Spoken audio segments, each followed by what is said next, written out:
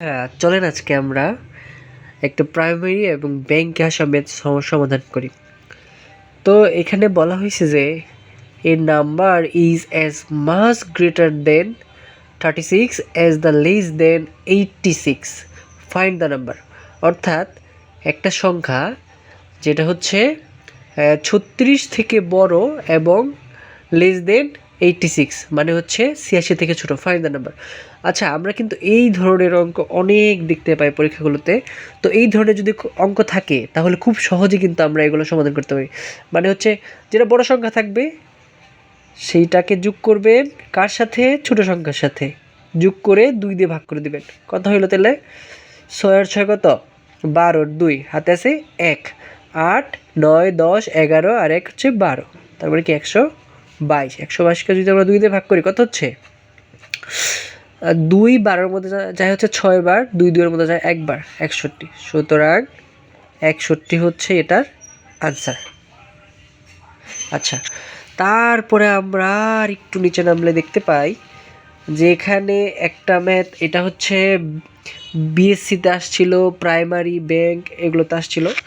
এটা হচ্ছে ই product of 3 consecutive integers is 120, then the sum of the integers. মানে হচ্ছে এখানে বলা হয়েছে যে এটা মানে হলো ক্রমিক সংখ্যা কনসিকিউটিভ।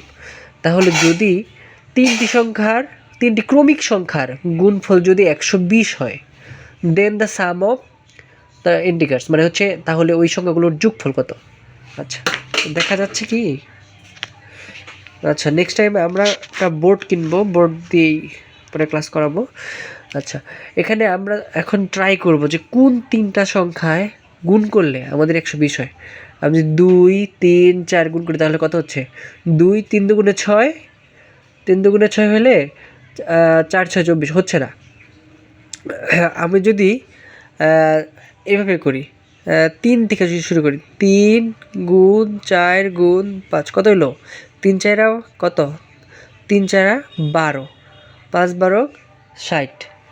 ওকে, তাহলেও কিন্তু আমার হইতেছে না, 120 কিন্তু হইতেছে না। এখন যদি আমরা 4 থেকে শুরু করি, 4 গুণ 5 গুণ 6 যদি এভাবে হয় তাহলে কত হতেছে? 4 5 20, তারপরে 6 দুগুণে 12, তার মানে কি 120 আমি এখানে পেয়ে যাচ্ছি। আমার কি বলছে যে 3টা ক্রমিক সংখ্যা কিন্তু এটা 4 5 6 ক্রমিক সংখ্যা, এগুলোর গুণফল যদি 120 হয় তাহলে তার যোগফল কত হয়? তাহলে যোগ করে দিই।